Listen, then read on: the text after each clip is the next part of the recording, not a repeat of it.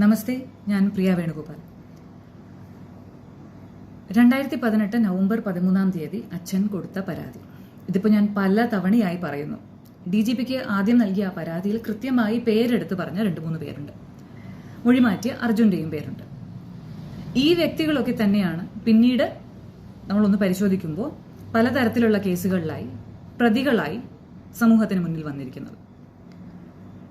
1% സംശയം ആരെങ്കിലും സൂചിപ്പിച്ചിരുന്നെങ്കിൽ ഞാൻ വേണ്ട നടപടി എടുത്തേനെ എന്ന് പറയുന്ന ലക്ഷ്മി, അച്ഛൻ കൃത്യമായി തന്നെ പേരെടുത്ത് പറഞ്ഞ ഈ വ്യക്തികളെ ഒഴിവാക്കിയിരുന്നില്ല അവർ പിടിയിലാകുന്ന സമയം വരെ.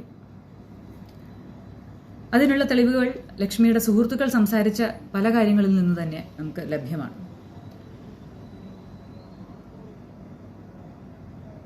2018 ഈ ആക്സിഡന്റ് നടക്കുന്ന സമയത്ത് ഞങ്ങൾ വിഷമിച്ചിരുന്നത് പോലെ തന്നെ കൂടെയുള്ളവരെല്ലാവരും വിഷമിച്ചിരിക്കുന്ന ഒരു അവസ്ഥയാണ് കണ്ടിരുന്നതെങ്കിൽ ഇവിടെ സംശയിക്കാൻ കാരണങ്ങളൊന്നുമില്ല. ഓരോരുത്തർക്കുമുള്ള ദുഃഖം, മോള് നഷ്ടപ്പെട്ട ദുഃഖം, ബാലുചേട്ടനും ലക്ഷ്മിയും സീരിയസ് ആയി അവിടെ കിടക്കുന്ന സമയത്തെ ദുഃഖം, അല്ലെങ്കിൽ അത് കഴിഞ്ഞ് ബാലുചേട്ടൻ മരിച്ചതിന്റെ ദുഃഖം, ഇതൊക്കെ ഓരോരുത്തർക്കും ഓരോ തോതിലായിരിക്കും അവരവരുടെ ബന്ധത്തിനനുസരിച്ച്. എന്നിരുന്നാലും അന്നത്തെ ഒരു സാഹചര്യത്തിൽ ഇത് വളരെ സ്വാഭാവികമായി നടന്ന ഒന്നായിരുന്നെങ്കിൽ എല്ലാവരും ഒരുപോലെ ദുഃഖിതരായി ഇരിക്കുന്നതാണ് ഞങ്ങൾ കണ്ടിരുന്നതെങ്കിൽ, ദുഃഖിതരായി ഇരിക്കുക എന്നുള്ളതല്ല, അങ്ങനെ ഒരു സീൻ കാണുക എന്നുള്ളതല്ല ഞാൻ ഉദ്ദേശിച്ചത്. പകരം ആ ദുഃഖമൊക്കെ മാറ്റി നിർത്തിയാണെങ്കിലും കൃത്യമായി വേണ്ടെടുത്ത് വേണ്ട രീതിയിൽ ഇടപെടുന്നതും നല്ല കാര്യങ്ങൾ എല്ലാവരും ഒരുമിച്ച് നിന്ന് ചെയ്യുന്നതുമായിരുന്നു കണ്ടിരുന്നതെങ്കിൽ ആരെയും സംശയിക്കാനുള്ള സാഹചര്യങ്ങൾ ഉണ്ടാകില്ലായിരുന്നു. മറിച്ച് ഞങ്ങൾ കണ്ടത് 27-ാം തീയതിയാണെന്ന് തോന്നുന്നു വിഷ്ണു ദുബായിൽ നിന്ന് തിരിച്ച് നാട്ടിലേക്ക് വന്ന ആ ദിവസം ഇയാൾ ആദ്യം ചെയ്തത് ഞങ്ങളുടെ മുറിയിലേക്ക് വരുന്നു. അവിടെ പരിചയന്റെ അച്ഛനുണ്ട്, അമ്മാവന്മാരുണ്ട്, വലിയമ്മാവനും ഉണ്ട്, കൊച്ചമ്മാവനും ഉണ്ട്, ചിറ്റപ്പന്മാരുണ്ട്, ചിറ്റമാരുണ്ട്, ഞങ്ങളുണ്ട്. അവിടേക്ക് വന്നിട്ട് ഈ റൂം മാറണം എന്നാവശ്യപ്പെടുകയാണ്. അപ്പം എന്തിനാണെന്ന് ചോദിച്ചപ്പോൾ ഒരു ചെറിയ റൂമിലോട്ട് മാറാം, അല്ലെങ്കിൽ പുറത്ത് ഹോട്ടൽ റൂമിലേക്ക് കുറച്ച് ഫ്രണ്ട്സ് മാറുന്നുണ്ട്, അപ്പോൾ ഒന്നുകിൽ അങ്ങനെ ചെയ്യാം. 2 മുറികളാണ് എടുത്തിരുന്നത്. ഒരു പ്രസിഡൻഷ്യൽ സ്വീറ്റ് ആയിട്ട് 2 മുറികൾ, വലിയ മുറികളാണ് എടുത്തിരുന്നത് ഇത്രയും പേരുള്ളത് കൊണ്ട്. മറ്റേ മുറിയിൽ, 2ാമത്തെ മുറിയിൽ അർജുൻ്റെ ബന്ധുക്കളുണ്ട്, ലതയുണ്ട്, ലതയുടെ ബന്ധുക്കളുണ്ട്, ലക്ഷ്മിയുടെ അനിയൻ വന്ന് പോകാറുണ്ടായിരുന്നു. അപ്പോൾ ഈ 2 റൂമുകളും ഒഴിഞ്ഞ് ചെറിയ റൂമുകളിലേക്ക് മാറുക. അവർ മാറുന്നുണ്ട്, നിങ്ങളും മാറുന്നതാണ് നല്ലത്. എന്തിനാണ് എന്ന് ഒന്നുകൂടെ ചോദിച്ചപ്പോൾ ചെലവ് കുറയ്ക്കാൻ എന്നാണ് പറഞ്ഞത്. അന്ന് വളരെ ഇത് കേട്ടിട്ട് കർക്കശമായി തന്നെ വല്യമ്മാവൻ ഉത്തരം പറഞ്ഞു, ബാലുചേട്ടന്റെ ഗുരു വല്യമ്മാവൻ തന്നെ ഉത്തരം പറഞ്ഞു, അത് വേണ്ട, ഞങ്ങൾ ഇവിടെ തന്നെ നിന്നോളാം, ചെലവ് ഞാൻ നോക്കിക്കോളാം, നോക്കണ്ട, അതിന്റെ ആവശ്യമില്ല, ഞങ്ങൾ മാറുന്നില്ല, ഇവിടെ തന്നെ ഉണ്ടാകും എന്ന് പറഞ്ഞു. ആ സാഹചര്യത്തിലാണ് വിഷ്ണു സോമസുന്ദരത്തെ ഞങ്ങൾ ശ്രദ്ധിക്കാൻ തുടങ്ങിയത്. ഈ സംസാരത്തിന് തൊട്ടു പുറകെ പ്രകാശ് തമ്പി വന്നിട്ട് എന്താണെന്ന് അന്വേഷിക്കുന്നു. കാര്യം പറഞ്ഞപ്പോൾ ഞങ്ങളും എല്ലാവരും റിയാക്ട് ചെയ്യുന്നത് കണ്ടപ്പോഴത്തേക്കും ഇല്ല, അതൊന്നും വലിയ കാര്യമൊന്നുമല്ല, അതൊന്നും നോക്കണ്ട, നിങ്ങൾ ഇവിടെ തന്നെ തുടർന്നാൽ മതി എന്ന് പറഞ്ഞ് നയത്തിൽ അതങ്ങ് ഒഴിവാക്കുകയും ചെയ്തു. അതിനുശേഷമാണ് അർജുൻ മൊഴി മാറ്റുന്നതുമായി ബന്ധപ്പെട്ട് വിഷ്ണു ഇടപെടുന്നത് കണ്ടത്. ബാലുവും ആഗ്രഹിക്കുക അതായിരിക്കും, അവനെ ഇങ്ങനൊരു പ്രശ്നത്തിൽ പെടുത്തണമെന്ന് ബാലു ആഗ്രഹിക്കില്ല, അതുകൊണ്ട് ബാലുവിന്റെ പേര് പറഞ്ഞാലും കുഴപ്പമില്ല എന്നുള്ള മട്ടിൽ വിഷ്ണു പറഞ്ഞത്. പോലീസിന്റെ മുമ്പിലും ഇത് തന്നെ പറഞ്ഞത്. പിന്നീടൊരു സാഹചര്യം ഉണ്ടായത്, ബാലുചേട്ടൻ സ്റ്റേബിളായി, കോൺഷ്യസ് ആയിരുന്നു, സ്റ്റേബിളായി കൊണ്ടിരിക്കുന്നു എന്ന് പറയുന്ന ഒരു പോസിറ്റീവായിട്ടുള്ള ഒരു എൻവയോൺമെന്റ് നിലനിൽക്കെ പെട്ടെന്നൊരു ദിവസം ഉച്ചയായപ്പോൾ വാട്സാപ്പ് ഗ്രൂപ്പുകളിലൂടെയും FM-ലൂടെയും ഒക്കെ വാർത്ത കേൾക്കുന്നത് ബാലഭാസ്കറിന്റെ കണ്ടീഷൻ വളരെ മോശമാണ്, അദ്ദേഹത്തിന് രക്തദാനം നടത്താൻ താല്പര്യമുള്ളവർ ബന്ധപ്പെടുക എന്ന് പറഞ്ഞൊരു നമ്പറും ഒക്കെ കൊടുത്തിരിക്കുന്നു, രക്തത്തിന്റെ ആവശ്യമുണ്ട്, സർജറി, ഒരു എമർജൻസി സർജറിയിലേക്ക് കടക്കുകയാണ് എന്നൊക്കെ പറഞ്ഞു. അപ്പോൾ ഇതൊരു ഫേക്ക് ന്യൂസ് ആണെന്ന് കണ്ടുകൊണ്ട് അതന്വേഷിച്ച് ചെന്നപ്പോൾ ഈ പറഞ്ഞ പല ആർട്ടിസ്റ്റ് സുഹൃത്തുക്കളോടും ഒക്കെ ഇതേക്കുറിച്ച് ഞങ്ങൾ ചോദിക്കാൻ ചെന്നിരുന്നു. അങ്ങനെയൊക്കെ ചോദിച്ച് അവസാനം ചെന്നതും വിഷ്ണുവിലേക്ക് തന്നെയാണ്. അപ്പോൾ ഏതോ ഒരു ഫ്രണ്ട് വെറുതെ പറഞ്ഞതാണെന്നോ, ഹിയർസേ വഴി അങ്ങനെ ചുമ്മാ എഴുതിയതാണോ എന്ന് പറഞ്ഞ് അതങ്ങ് ബ്രഷ് ഓഫ് ചെയ്തു. അപ്പൊ ഇങ്ങനെ പല സാഹചര്യങ്ങളിലും ഈ വ്യക്തിയെ കണ്ടതോടുകൂടി തന്നെയാണ് ഞങ്ങൾ കൊടുത്ത പരാതിയിൽ ഈ പേര് ഇടം പിടിച്ചത്. പ്രകാശ് തമ്പിയും ലതയും അവരും ഈ പരാതിയിൽ പേരുള്ളവരായിരുന്നു. പ്രകാശ് തമ്പി ആരാണ് വണ്ടി ഓടിച്ചതെന്നുള്ള കാര്യങ്ങളൊക്കെ തർക്കമാകുന്നു. അതിനെക്കുറിച്ച് ചർച്ച ചെയ്തുകൊണ്ടിരിക്കുന്ന ഒരു സമയത്ത് എൻ്റെ ചേച്ചി ഞങ്ങൾ ആ കൂട്ടത്തിൽ എല്ലാവരും നിൽക്കുമ്പോൾ ഇവരൊക്കെ കേട്ടുകൊണ്ടിരിക്കുന്ന സമയത്താണ് ചേച്ചി പറയുന്നത്, അത് വരുന്ന വഴിയിൽ ഏതെങ്കിലും ഒരു CCTV ഇമേജ് എവിടെങ്കിലും ഒന്ന് ക്യാപ്ചർ ആയിട്ടുണ്ടാവില്ലേ, ഡ്രൈവർ സ്ഥാനത്തിരിക്കുന്നത് ആരാണെന്ന് കാണാൻ എന്ന് പറഞ്ഞതും ഇമ്മീഡിയറ്റ്ലി ഹോസ്പിറ്റലിൽ നിന്ന് തന്നെ ഈ തമ്പിയും ജമീലും മറ്റൊരു സുഹൃത്തും സനിൽ രാജ് എന്ന പേരുള്ള മറ്റൊരു സുഹൃത്തും കൂടി പോയതായാണ് ഞങ്ങൾ അറിഞ്ഞത്. കൊല്ലം വരെ പോയി വന്നു. വൈകിട്ട് വന്നപ്പോൾ ഇവർ പോയി എന്ന് അറിഞ്ഞതിന് ശേഷം വൈകിട്ട് വന്നപ്പോൾ പേരപ്പൻ ചോദിക്കുകയും ചെയ്തു, ബാലുച്ചേട്ടൻ അച്ഛൻ ചോദിക്കുകയും ചെയ്തു. അപ്പോൾ ഒന്നും കിട്ടിയില്ല, റെലവൻ്റ് ആയിട്ടൊന്നും കിട്ടിയില്ല. ഏതായാലും അവൻ തന്നെ ഓടിച്ചത്, അത്രയും നമുക്കറിയാം എന്ന് പറഞ്ഞ് അതങ്ങ് ഒഴിവാക്കി. അർജുൻ ഈ മൊഴി മാറ്റുന്നു, അല്ലെങ്കിൽ ആ ചടങ്ങ് സംഘടിപ്പിച്ചതിന്റെ ചില കാര്യങ്ങൾ, ബാലുച്ചേട്ടന് മോൾക്ക് വേണ്ടി തന്നെ നടത്തിയ ചടങ്ങ്, അല്ലെങ്കിൽ അവർക്ക് വേണ്ടി ആ കുടുംബത്തിന് വേണ്ടി തന്നെ നടത്തിയ ചടങ്ങ് എന്ന് പറഞ്ഞതിൽ നിന്നൊരു ഡീവിയേഷൻ വന്നത് ലതയുടെ സഹോദരി അവിടെ വന്നതോടുകൂടിയാണ്. ലതയുടെ സഹോദരി ശ്രീമതി രമണി അവിടെ വന്ന് ഞങ്ങളോട് സംസാരിച്ചപ്പോൾ അവരാണ് പറഞ്ഞത്, അവരുടെ കൊച്ചുമകൾ, ഓസ്ട്രേലിയയിലുള്ള കൊച്ചുമകൾക്ക് വേണ്ടി അവര് ബുക്ക് ചെയ്തിരുന്ന ഒരു കൂത്താണ്. അപ്പോൾ അതേ സമപ്രായക്കാരിയായ തേജസ്വിനി കൂടി ഉണ്ടല്ലോ എന്ന് പറഞ്ഞ് എന്നാൽ മോൾക്കും കൂടി ആകട്ടെ എന്ന് തീരുമാനിച്ചതാണ്. കൂത്ത് എന്താണ്, കൂത്തിന്റെ കാര്യങ്ങൾ എന്താണ്, ആ ചടങ്ങ് എന്താണ് എന്നൊക്കെ അവർ കൂടുതൽ വിശദമായിട്ട് വലിയമാനോടൊക്കെ സംസാരിക്കുകയും ചെയ്തു. അന്ന് ഈ ലതയെ വിളിച്ച് വലിയമാവൻ കൂടുതൽ വിശദമായിട്ട് ചോദിച്ചപ്പോൾ ഇവർ ഉരുണ്ട് കളിക്കുന്നത് കണ്ടതുകൊണ്ട് തന്നെ ദേഷ്യപ്പെടുകയും ഒക്കെ ചെയ്തിട്ടുണ്ടായിരുന്നു. അങ്ങനെ ഒരു സീനും അവിടെ ഉണ്ടായിരുന്നു. കാരണം നിങ്ങളൊക്കെ ഇത് അറിഞ്ഞുകൊണ്ട് തന്നെയാണോ? കാരണം ലക്ഷ്മിക്ക് പങ്കെടുക്കാൻ കഴിയുമായിരുന്നില്ല ആ ചടങ്ങിന്. അതുകൊണ്ടാണ് ഹോട്ടൽ റൂമിൽ ഒരു 5-6 മണിക്കൂർ ലക്ഷ്മി തനിയെ ഇരുന്നത് എന്ന് പറയുന്നത്. അപ്പം മോളെയും കൊണ്ട് ബാലുചേട്ടൻ തനിയെ അത് അമ്പലത്തിലേക്ക് പോകുന്നതിനെ കുറിച്ചും ഒക്കെ ചോദിച്ചപ്പോൾ തന്നെ ഇങ്ങനെ ഒരു ചടങ്ങിന് മോൾക്ക് വേണ്ടി എന്ന് പറഞ്ഞ് കരുതി ചെയ്യുന്ന ഒരു ചടങ്ങിന് ഇത്രത്തോളം ലാഘവത്തോടെ കാര്യങ്ങൾ ചെയ്യാമോ, അല്ലെങ്കിൽ അങ്ങനെ ചെയ്യേണ്ടതുണ്ടോ, അതൊക്കെ തന്നെ ദുശകരമായി തോന്നില്ലേ എന്നൊക്കെ അമ്മാവനും അച്ഛനും ഒക്കെ ഇവരോട് ചോദിക്കുന്നുണ്ടായിരുന്നു. അപ്പോൾ പറഞ്ഞു, ഇല്ല ലക്ഷ്മി ഒന്നും ചെയ്തിട്ടില്ല, ലക്ഷ്മി ഒന്നും തൊട്ടിട്ടില്ല, ഞാൻ തന്നെയാണ് എല്ലാം ചെയ്തത്. അപ്പോൾ എന്താണെങ്കിലും ഇതൊന്നും ശരിയായ രീതിയല്ല, നിങ്ങൾ മുതിർന്നൊരു സ്ത്രീ എന്നുള്ള രീതിയിൽ ഇടപെട്ട രീതി ശരിയല്ല എന്നൊക്കെ പറഞ്ഞ് അവിടെ സംസാരമുണ്ടായിരുന്നു. അതേ തുടർന്ന് ഈ അർജുൻ മൊഴി മാറ്റുന്ന സാഹചര്യമായപ്പോഴും ഇവരാരും ഇടപെടുന്നില്ല. അപ്പൊ ഇതുവരെയുള്ള കാര്യം പോട്ടെ, ഇത് അവരുടെ തന്നെ കുടുംബത്തിലെ ഒരു പയ്യൻ, ആ പയ്യൻ തന്നെ ഡ്രൈവർ ആയിരുന്ന ഒരു സാഹചര്യം, ആ പയ്യനെ ഇവിടെ ഡ്രൈവറായിട്ട് അയച്ചതും ഇവർ തന്നെയാണ്. ഡ്രൈവറായിട്ട് എന്നുള്ളതല്ല, ജോലി വാങ്ങിച്ചു കൊടുക്കാനെന്ന് പറഞ്ഞ് അയച്ചതും ഇത് ലക്ഷ്മിയുടെ കഴിഞ്ഞ പ്രാവശ്യത്തെ മൊഴിയിലുള്ളതാണ്. ഇപ്രാവശ്യം തിരുത്തിയിട്ടുണ്ട്, ലത ചേച്ചി പറഞ്ഞിട്ടല്ല, ബാലു തന്നെ തീരുമാനമെടുത്ത് കൊണ്ടുവന്നതാണ്. അപ്പോൾ അവരുടെ തന്നെ ഒരു പയ്യൻ പറയുന്ന കാര്യങ്ങൾക്ക് അല്ലെങ്കിൽ ചെയ്യുന്ന കാര്യങ്ങൾക്ക് അവർക്കൊരു ഓണർഷിപ്പ് ഉണ്ടാവേണ്ടതല്ലേ. ന്യായമായും അവർ അതൊന്നും തിരുത്താനോ അല്ലെങ്കിൽ ഗുണദോഷിക്കാനോ ഒക്കെ ആ സമയത്ത് ശ്രമിക്കേണ്ടതല്ലേ. അവർക്ക് സത്യം അറിയാമെന്നിരിക്കെ അതിനൊന്നും അവർ ഇടപെടുന്നത് കാണുന്നുമില്ല ഇന്നേ വരെയും. കാരണം നമുക്കറിയാം, ഞാൻ കഴിഞ്ഞ ദിവസവും പറഞ്ഞിരുന്നു, അനന്തപുരിയിലെ ചികിത്സയ്ക്ക് ശേഷം അർജുൻ പോയത് നേരെ പൂന്തോട്ടം ആശ്രമത്തിലേക്കാണ്. പൂന്തോട്ടം ആയുർവേദ ആശ്രമത്തിലാണ്. അവിടുത്തെ ചികിത്സയ്ക്ക് ഡോക്ടർ രവീന്ദ്രനാഥ് ഉണ്ടായിരുന്നു എന്ന് പറഞ്ഞ് വ്യക്തമായി കുറെ ചികിത്സാ ചെലവും ഒക്കെ ഉൾപ്പെടെയാണ് MACT കേസ് അച്ഛനും അമ്മയ്ക്കും ലക്ഷ്മിക്കുമെതിരെ പിന്നീട് അർജുൻ ഫയൽ ചെയ്യുന്നത്. അപ്പോൾ ഈ ഘട്ടത്തിലെല്ലാം പൂന്തോട്ടം കുടുംബം അയാളുടെ ചുറ്റും തന്നെയുണ്ട് എന്ന് മാത്രമല്ല, 2019 ഇവരൊക്കെ തമ്മിലുള്ള ഫേസ്ബുക്ക് കമന്റുകളും തമാശകളും ഗോവയിൽ പോയതിന്റെ ഒരു യാത്രയുടെ കാര്യങ്ങളും ഒക്കെ പറഞ്ഞതുമൊക്കെ, അതായത് ഇവർ കസിൻസ് അർജുനും ലതയുടെ മകൻ ജിഷ്ണുവും ഒക്കെ ഉൾപ്പെടെയുള്ളവരെല്ലാവരും വളരെ രസകരമായി നടത്തുന്ന സംഭാഷണങ്ങളൊക്കെ ഫേസ്ബുക്കിലൊക്കെ കണ്ടതാണ്. അപ്പോഴും ഇവരൊന്നും തമ്മിൽ ബന്ധമില്ല എന്നുള്ള രീതിയിൽ അർജുനെ ഒന്ന് ശാസിക്കാനോ ഗുണദോഷിക്കാനോ ആരുമില്ല. ബന്ധമൊക്കെ അതുപോലെ നിലനിൽക്കുന്നുണ്ട്. ലത ഇവിടെയുണ്ട്, അർജുൻ അവിടെ പൂന്തോട്ടത്തിലുമുണ്ട്. പക്ഷേ കേസിന്റെ കാര്യത്തിൽ ആർക്കും ഇടപെടാൻ കഴിയില്ല. ആ കേസ് അമ്മയും അച്ഛനും മാത്രം. ലക്ഷ്മി ഇതുവരെ അതിന് റെസ്പോണ്ട് ചെയ്തിട്ടില്ല എന്ന് തന്നെയാണ് ഇന്ന് വരെയും ഞങ്ങളുടെ വിവരം. MACT തൃശ്ശൂർ കോടതിയിൽ അത് നടത്തിക്കുന്നത് ബാലുചേട്ടന്റെ അമ്മയും അച്ഛനും മാത്രമാണ്. ഈ സാഹചര്യങ്ങളൊക്കെ തുടരെയാണ്. ഞാൻ എപ്പോഴും സൂചിപ്പിക്കുന്ന പോലെ, എപ്പോഴും എടുത്തെടുത്ത് പറയുന്നത് പോലെ, സോഷ്യൽ മീഡിയ വഴി, ഓൺലൈൻ മീഡിയ വഴി, ഫേസ്ബുക്ക് വഴി ഒക്കെ കുടുംബത്തിനെതിരെ വളരെ പിൻ പോയിന്റഡ് ആയിട്ടുള്ള ഹരാസ്മെന്റ് തുടങ്ങിയത്, സോഷ്യൽ മീഡിയ ബുള്ളിയിങ് തുടങ്ങിയത്, സോഷ്യൽ ബുള്ളിയിങ് തുടങ്ങിയത്. ഞങ്ങൾ അതിനെതിരെ പ്രതികരിച്ചിട്ടില്ല. ഞങ്ങളത് ഈ ആൾക്കാർ നടത്തുന്ന ഒരു കാര്യം എന്ന് മനസ്സിലാക്കി അതും കൂടെ സൂചിപ്പിച്ചുകൊണ്ടാണ് ലക്ഷ്മിയുടെ കാര്യത്തിൽ സുരക്ഷ വേണം, സംരക്ഷണം വേണം എന്ന് കരുതി കേസിലേക്ക് നടപടിയായി മുന്നോട്ട് പോയത്. ഇപ്പോൾ ഞങ്ങൾക്കെതിരെയുള്ള ഏറ്റവും വലിയ ആരോപണം ബാലഭാസ്കറിന്റെ പേര് ഇതിലേക്ക് വലിച്ചഴിച്ചു എന്നുള്ളതാണല്ലോ. ലക്ഷ്മി മിണ്ടാതിരുന്നത് ഒരുപക്ഷെ ബാലുചേട്ടന്റെ പേര് സേവ് ചെയ്യാനായിരിക്കും, ഇമേജ് സേവ് ചെയ്യാനായിരിക്കും എന്നാണല്ലോ.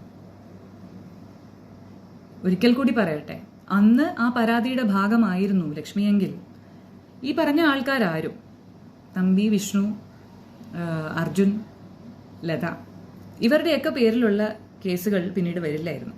കാരണം പ്രത്യക്ഷത്തിൽ അവർ ഈ കേസുകളുമായി നേരിട്ട് ഇൻവോൾവ് ചെയ്യുന്നത് അതിനുശേഷമാണല്ലോ. അന്നത് ചെയ്യാതെ ഞങ്ങളോട് കേസുമായി മുന്നോട്ട് പോകണമെന്ന് പറയുകയും ചെയ്ത സ്ഥിതിക്ക് എന്തായിരുന്നു അപ്പോൾ ഉദ്ദേശിച്ചിരുന്നത് എന്ന് ഇന്നും വ്യക്തമല്ല. അർജുൻ മൊഴി മാറ്റിയത് അറിയണം എന്ന് തന്നെ പറഞ്ഞ് കേസ് കൊടുക്കണം എന്ന് പറഞ്ഞു. പക്ഷെ കേസിന്റെ ഭാഗമായിട്ടില്ല ലക്ഷ്മി, ഒരു വിറ്റ്നസ് എന്നുള്ള നിലയിലല്ലാതെ.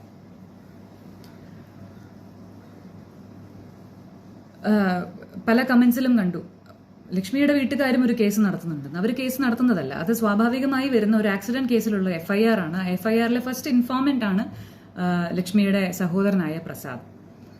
അപ്പൊ അത് വളരെ നാച്ചുറലായിട്ട് സംഭവിക്കുന്ന ഒരു ലക്ഷ്മി കോടതിയിൽ അപ്പിയർ ചെയ്തതും ആ കേസിലാണ്, ഞങ്ങൾ കൊടുത്ത കേസിലല്ല. വക്കീൽ വിചാരണ നടത്തി അല്ലെങ്കിൽ വിസ്തരിച്ചു എന്ന് പറയുന്നതൊക്കെ ആ കേസിലാണ്. അത് സ്വാഭാവികമായിട്ടുള്ളൊരു പ്രൊസീജിയറാണ് അർജുനെതിരെയുള്ള FIR എന്ന് പറയുന്നത്. ഞങ്ങളുടെ കേസിൽ ഇതുമായി ബന്ധപ്പെട്ട് ഇവരെല്ലാവരും സാക്ഷികൾ മാത്രമാണ്. ഞങ്ങൾ എല്ലാവരും സാക്ഷികളാണ്. ഇതിൽ കൃത്യമായിട്ടൊരു പ്രതിയെ പിൻ പോയിന്റ് ചെയ്തിട്ടുണ്ടെങ്കിൽ അത് ഈ FIR പ്രകാരം തന്നെ അർജുൻ തന്നെയാണ് എന്ന് മാത്രം.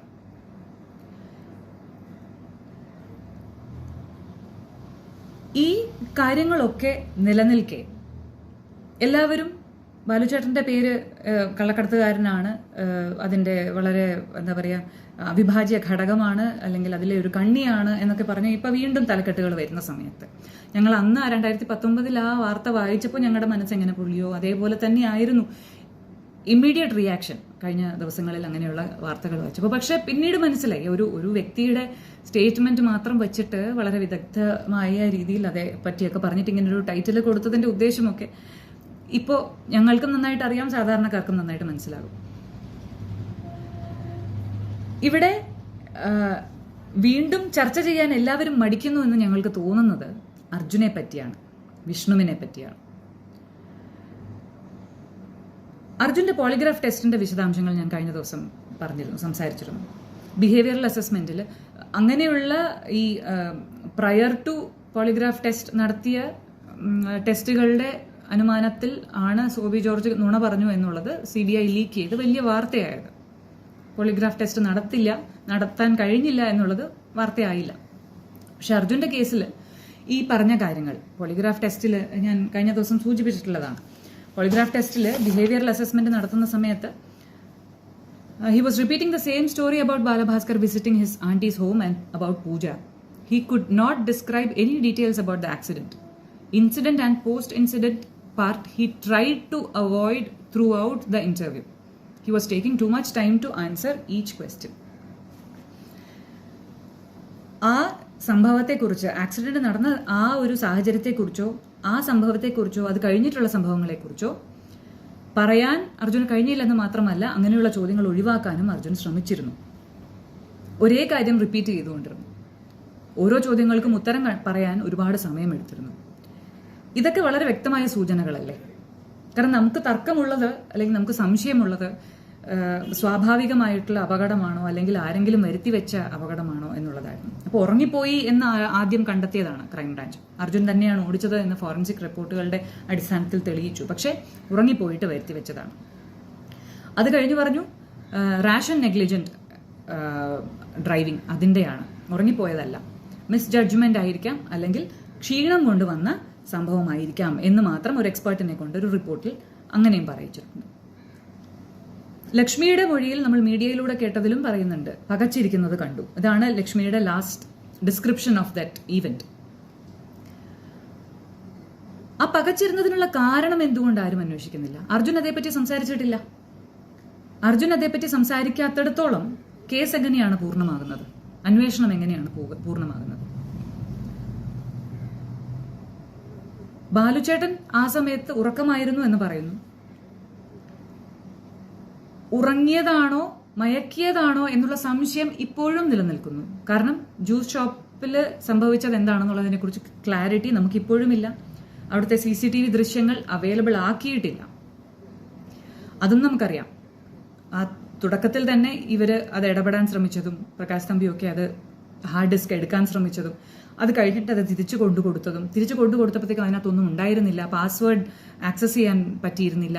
അങ്ങനെ ഇങ്ങനെ ഒരുപാട് കൺഫ്യൂഷൻ ഉള്ളൊരു ഏരിയയാണ് ആ അന്വേഷണത്തിന്റെ കാര്യത്തിൽ ആ CCTVയുമായി ജ്യൂസ് ഷോപ്പുമായി ബന്ധപ്പെട്ട്. CBI സംഘം വന്നപ്പോഴേക്കും അന്നത്തെ ദൃശ്യങ്ങളെ അവൈലബിൾ അല്ല, പിന്നീടുള്ള ദൃശ്യങ്ങളെ അവിടുത്തെ CCTVയിൽ അവൈലബിൾ ആയിട്ടുള്ളൂ. ക്രൈംബ്രാഞ്ചിന്റെ അന്വേഷണത്തിൽ കിട്ടിയ ഹാർഡ് ഡിസ്കിൽ ഒന്നും ഉണ്ടായിരുന്നില്ല എന്നാണ് അവരുടെ കണ്ടെത്തൽ. അപ്പോൾ നമുക്കിപ്പോഴും കൃത്യമായ വിവരമില്ലാത്ത ഒരു ഏരിയ തന്നെയാണ് ജ്യൂസ് ഷോപ്പിൽ എന്താണ് നടന്നതെന്നുള്ളത്. സമയത്തെക്കുറിച്ചോ അവിടെ സ്പെൻഡ് ചെയ്ത സമയത്തെക്കുറിച്ചോ ഇവരാര് എന്ത് കുടിച്ചു എന്നുള്ളതിനെക്കുറിച്ചോ. കാരണം ലക്ഷ്മി ആദ്യം ഒരു ന്യൂസ് 18 കൊടുത്തുള്ള ഒരു ഓഡിയോ ബൈറ്റിൽ പറയുന്നുണ്ട്, രണ്ടുപേരും പുറത്തിറങ്ങി ബാലു പുറകിലേക്ക് തിരിച്ചു കയറി എന്നാണ്. പക്ഷെ അങ്ങനെ സംഭവിച്ചിട്ടില്ല എന്നാണ് പറയുന്നത്. ബാലുചേട്ടൻ പുറകിൽ തന്നെ ഇരുന്നു, അർജുൻ പോയി തിരിച്ചു വന്നു എന്നാണ് പറയുന്നത്. അപ്പൊ ആര് പറയുന്നതാണ് വിശ്വസിക്കേണ്ടതെന്നുള്ളത് നമുക്ക് ഇപ്പോഴും ധാരണയൊന്നുമില്ല. ബാലുചേട്ടൻ ജ്യൂസ് കുടിച്ചിട്ടുണ്ട്, അല്ലെങ്കിൽ പകുതി ഇവർ കുടിച്ചിട്ടുണ്ട് എന്നൊക്കെ പറയുമ്പോഴും ആ ജ്യൂസിൽ ബാലുചേട്ടൻ കുടിച്ച ഭാഗത്തിൽ എന്തെങ്കിലും ഉണ്ടായിരുന്നോ, എന്തെങ്കിലും ബാലുചേട്ടൻ്റെ ഉള്ളിലേക്ക് പോയിരുന്നോ, അതുകൊണ്ട് വന്ന ഒരു മയക്കമായിരുന്നു. കാരണം ആ ചെറിയ സമയത്തിനുള്ളിൽ ഡീപ്പ് സ്ലീപ്പിലേക്ക് പോകുക. ലക്ഷ്മി അലറി എന്ന് പറയുന്നു, ഗിയർ ബോക്സിൽ അടിച്ചു എന്ന് പറയുന്നു. ഇതൊന്നും കേൾക്കാതെ ഓഫ് റോഡിൽ ആ വോബ്ലി ഫീലിംഗ് ലക്ഷ്മിക്ക് ഉണ്ടായി എന്ന് പറയുന്നു. അപ്പൊ കിടക്കുന്ന ഒരാളെ സംബന്ധിച്ചിടത്തോളം അത് കുറച്ചുകൂടെ ഫീൽ ചെയ്തിട്ടുണ്ടാവാം. സീറ്റ് ബെൽറ്റ് ഒന്നും ഇല്ലാതെ കിടക്കുകയാണ് ബാലുചേട്ടൻ. എന്നിട്ടും ബാലുചേട്ടൻ ഇതൊന്നും അറിഞ്ഞില്ല എന്ന് പറയണമെങ്കിൽ ഒരു ഡീപ്പ് സ്ലീപ്പിലേക്ക് പോയിട്ടുണ്ടാവണമല്ലോ. പക്ഷെ അപ്പോൾ വിഷ്ണു നമ്മളോട് പറഞ്ഞിരുന്നു ബാലുചേട്ടൻ ഓൺലൈൻ ആയിരുന്നു, വെളുപ്പിനെ വരെ ചാറ്റ് ചെയ്തിരുന്നു. അത് ഇഷാൻ ദേവും പറഞ്ഞതായി നമുക്കറിയാം, ഓൺലൈൻ ഉണ്ടായിരുന്നു എന്നുള്ളത്. അങ്ങനെയൊക്കെ ഇരിക്കെ ആ ഭാഗം നമുക്ക് ഒട്ടും ക്ലിയർ അല്ലാതിരിക്കെ നമുക്ക് ആകെ റിലൈ ചെയ്യാൻ പറ്റുന്ന മൊഴി എന്ന് പറയുന്നത്, അല്ലെങ്കിൽ നമുക്ക് ആവശ്യം ഉള്ള ഒരു മൊഴി എന്ന് പറയുന്നത് അർജുൻ്റേത് തന്നെയാണ്. പക്ഷെ അർജുൻ കൃത്യമായി ആ ഭാഗമാണ് ഡിസ്ക്രൈബ് ചെയ്യാൻ മടി കാണിച്ചിട്ടുള്ളത്, അവോയ്ഡ് ചെയ്യാൻ ശ്രമിച്ചിട്ടുള്ളത്. എന്തുകൊണ്ട് അന്വേഷണം പിന്നീട് അതിലേക്ക് പോയില്ല?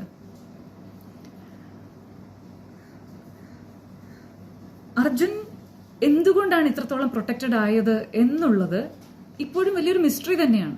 ഈ ചർച്ച വന്നതിന് ശേഷവും, ഈ പോളിഗ്രാഫ് ടെസ്റ്റിലെ റിപ്പോർട്ട് വന്നതിന് ശേഷവും ആ ഭാഗമൊന്നും ആരും ചർച്ച ചെയ്ത് ഞാൻ കാണുന്നില്ല. കഴിഞ്ഞ ദിവസത്തെ കുറച്ച് പാറ്റേൺ വെച്ചിട്ട് ഞാൻ പറയുന്നതാണ്.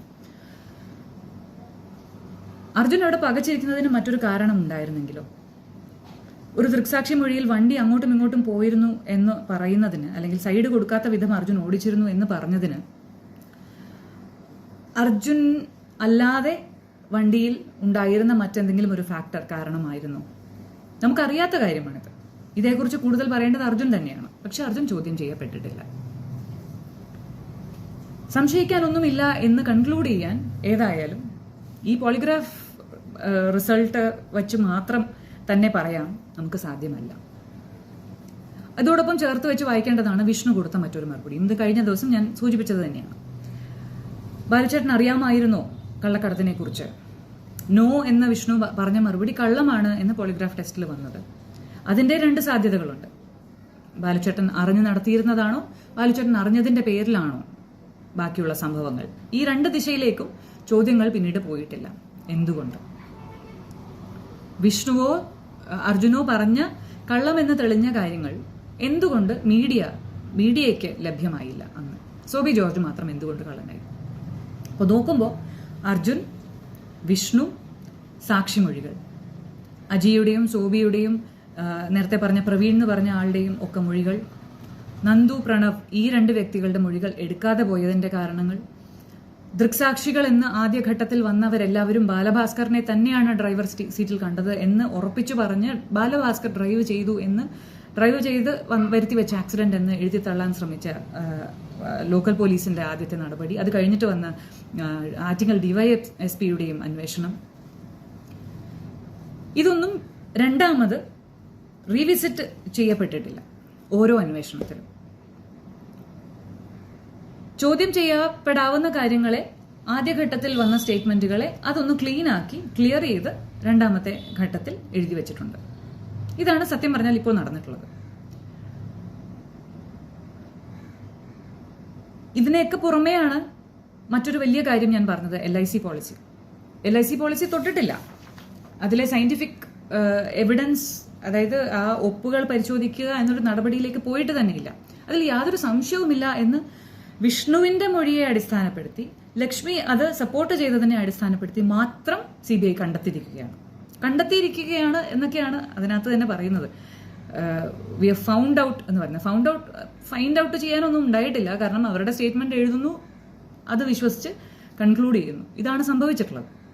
അപ്പൊ ഞങ്ങള് കണ്ടൻഷൻ പറഞ്ഞ കാര്യങ്ങൾ, സംശയം സൂചിപ്പിച്ച കാര്യങ്ങൾ, ഇതൊന്നും പരിശോധിക്കപ്പെടാതെ തന്നെയാണ് ഇതിലൊക്കെ തീർപ്പാക്കിയിരിക്കുന്നത്.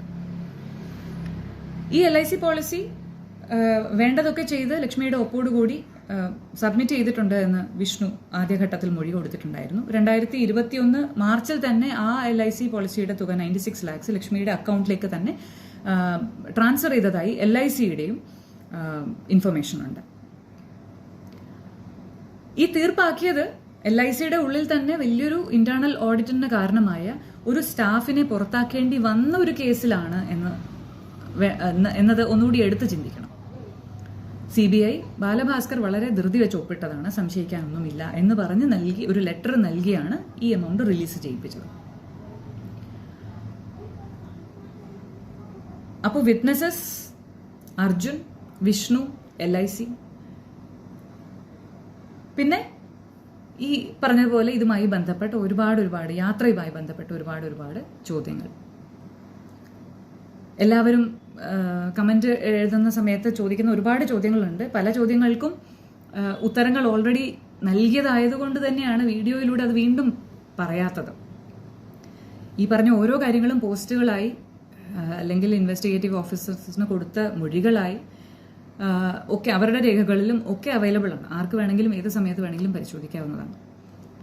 ഞങ്ങൾ കൊടുത്ത മൊഴികളിലൊന്നും ഒരു മാറ്റവും ആദ്യഘട്ടത്തിലും രണ്ടാം ഘട്ടത്തിലും ക്രൈംബ്രാഞ്ചിന്റെ കാര്യത്തിലും സോഷ്യൽ മീഡിയയുടെ കാര്യത്തിലാണെങ്കിലും ഉണ്ടായിട്ടില്ല എന്നത് ഞങ്ങൾ അഭിമാനത്തോടെ തന്നെ പറയട്ടെ. തിരുത്തുകൾ ഓരോ ഘട്ടത്തിലും വരുത്തിയ സ്റ്റേറ്റ്മെന്റുകൾ ഏതാണ് എന്നുള്ളതും ഇപ്പോൾ ഞങ്ങൾക്ക് വ്യക്തമായി അറിയാവുന്നത് കൊണ്ട് തന്നെയാണത് എടുത്തു പറഞ്ഞത്.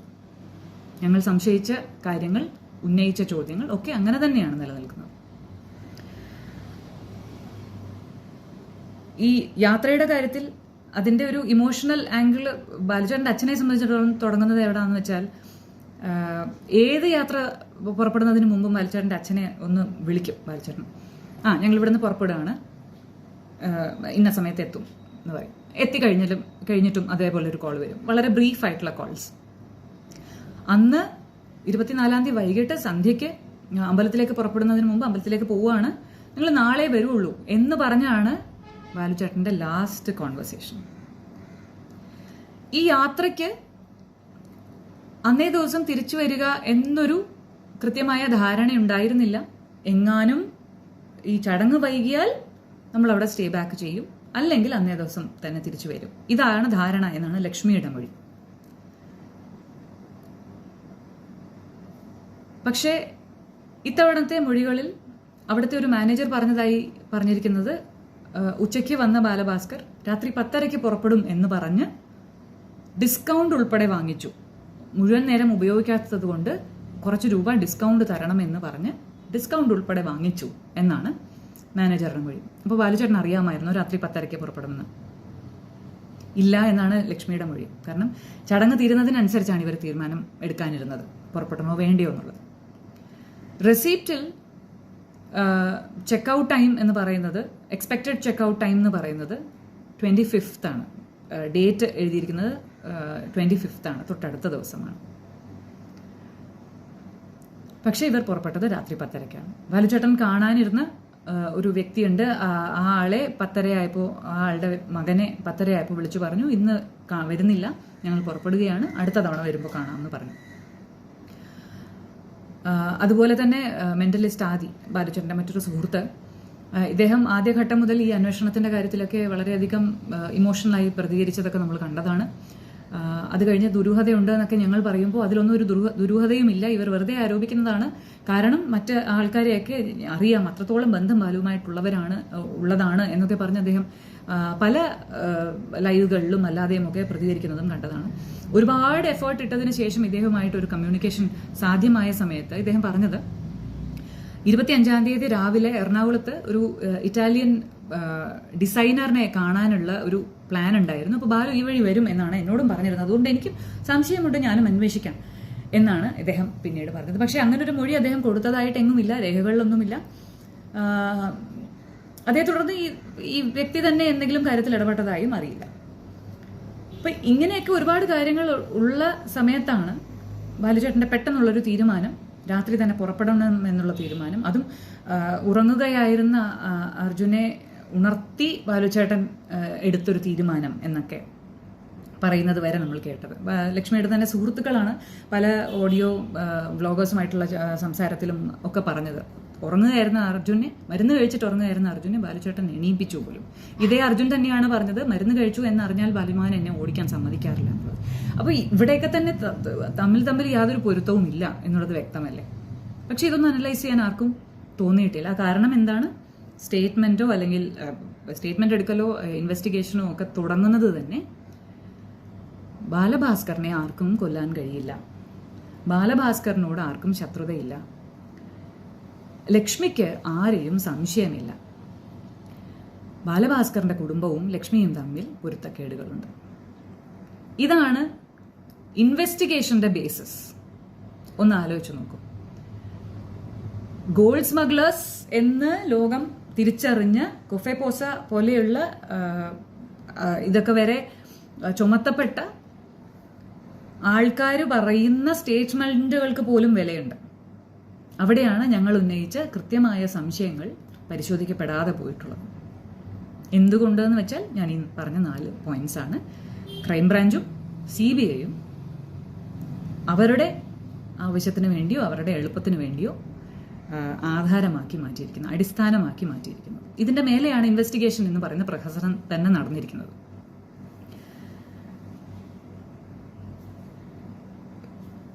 ഈ കേസ് കോടതിയിൽ ഏത് വിധത്തിലാണ് മുന്നോട്ട് പോകുക എന്നുള്ളത് ഞങ്ങൾക്ക് ഇപ്പോൾ ധാരണയുള്ള കാര്യമല്ല.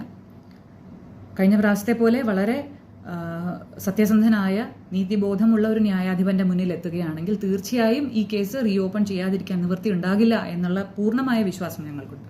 കാരണം ഈ പറഞ്ഞതുപോലെ അർജുൻ എന്നുള്ളൊരു ഒറ്റ ഫോക്കസ് പോയിന്റ് മാത്രം മതി ഇത് കേസ് റീഓപ്പൺ ചെയ്യാൻ, അല്ലെങ്കിൽ വീണ്ടും അന്വേഷിക്കാൻ. ആദ്യം മുതലേ അർജുന്റെ കാര്യം വരുമ്പോൾ തീർച്ചയായും നമ്മൾ തുടങ്ങുക അർജുൻ വന്ന സമയമായിരിക്കുമല്ലോ. അർജുൻ ഇതുമായിട്ടൊക്കെ ബന്ധപ്പെട്ട് തിരുവനന്തപുരത്തേക്ക് ബാലുചേട്ടന്റെ കൂടെ അല്ലെങ്കിൽ ഈ ഒരു പരിസരത്തേക്ക് വന്നൊരു സാഹചര്യം, വിഷ്ണുവിന്റെ കൂടെ വന്ന് വിഷ്ണുവിനോടൊപ്പം പ്രവർത്തിച്ച ഒരു സാഹചര്യം, അതും LIC പോളിസിയും ഒക്കെ ഏകദേശം ഒരേ സമയമാണ് എന്നുള്ളതും കൂടിയൊക്കെ ചേർത്ത് വായിക്കേണ്ടി തന്നെ വരും. അപ്പോൾ റീഓപ്പൺ ചെയ്യാതിരിക്കാനുള്ള സാധ്യതകളൊന്നും ന്യായമായും കാണുന്നില്ല എങ്കിൽ കൂടി കഴിഞ്ഞ തവണത്തെ CJM കോടതിയിലെ അനുഭവം ഉള്ളതുകൊണ്ട് ഞാനത് ഒന്നുകൂടി എടുത്തു പറയട്ടെ. കഴിഞ്ഞ തവണ സംഭവിച്ചത് എന്താണെന്ന് വെച്ചാൽ CBI എല്ലാം പരിശോധിച്ചു കഴിഞ്ഞു, ഇതിലൊന്നും ഇനി സംശയിക്കാനില്ല, ക്ലിയർ കട്ടായിട്ട് ഇതൊരു വെറും ഒരു ആക്സിഡന്റ് ആണ്, പിന്നെയുള്ള ദുരൂഹതകളെല്ലാം ഈ ഫാമിലി ഇഷ്യൂസ് കൊണ്ട് മാത്രം ഉണ്ടായതാണ്, ഇങ്ങനെ പറഞ്ഞൊരു റിപ്പോർട്ട് കൊടുത്തപ്പോൾ ഞങ്ങളുടെ അഭിഭാഷകൻ ശ്രീ രാമൻ കർത്ത മുഖേന ഞങ്ങൾ തിരിച്ചു ചോദിച്ചത് ബാലുചേട്ടന്റെ ഫോണുമായി ബന്ധപ്പെട്ട് അന്വേഷണം ഉണ്ടായിട്ടുണ്ടോ, DRI നൽകിയ റിപ്പോർട്ടിനെ കുറിച്ചുള്ള അന്വേഷണങ്ങൾ ഉണ്ടായിട്ടുണ്ടോ. കാരണം DRI ആണ് സോബി ജോർജ് എന്ന ആളുടെ മൊഴി രേഖപ്പെടുത്തിയത്. അതായത് തെളിവെടുപ്പ് എന്നൊരു കാര്യം, ഒരു പ്രക്രിയ നടന്നിരിക്കുന്നത് DRIയുടെ ഭാഗത്തു നിന്ന് മാത്രമാണ്, CBIയുടെയോ ക്രൈംബ്രാഞ്ചിന്റെയോ ഭാഗത്തു നിന്ന് അത് ഉണ്ടായിട്ടില്ല.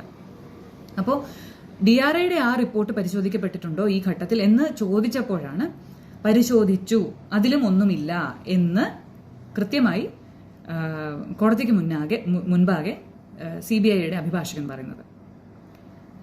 അതങ്ങനെയാണെങ്കിൽ ഞങ്ങളുടെ കയ്യിൽ അതിന്റെ കോപ്പി തന്നിട്ടില്ലല്ലോ എന്ന് തിരിച്ചു വാദിച്ചപ്പോഴാണ് അങ്ങനെയൊരു DRI റിപ്പോർട്ട് ഞങ്ങൾ കണ്ടിട്ട് പോലുമില്ല എന്ന് CBIക്ക് സമ്മതിക്കേണ്ടി വന്നത്. കാരണം കോടതിയിൽ സബ്മിറ്റ് ചെയ്യുന്ന ഏതൊരു രേഖയുടെയും കോപ്പി മറുവശത്തിനും കൊടുക്കുക എന്നൊരു നിയമവശം ഉണ്ടല്ലോ.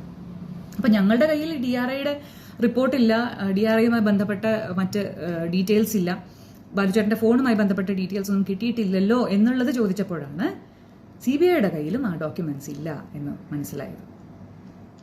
ആദ്യം കള്ളം പറഞ്ഞ CBI പിന്നീട് ഒരാഴ്ചയ്ക്കുള്ളിൽ ഈ ഡോക്യുമെന്റ്സ് സംഘടിപ്പിച്ച് അതിന്റെ പരിശോധന നടത്തി ഇതിനകത്തും ഒന്നുമില്ല, സംശയിക്കാനൊന്നുമില്ല, എല്ലാം ക്ലിയർ ആണ് എന്ന് പറഞ്ഞ് വീണ്ടും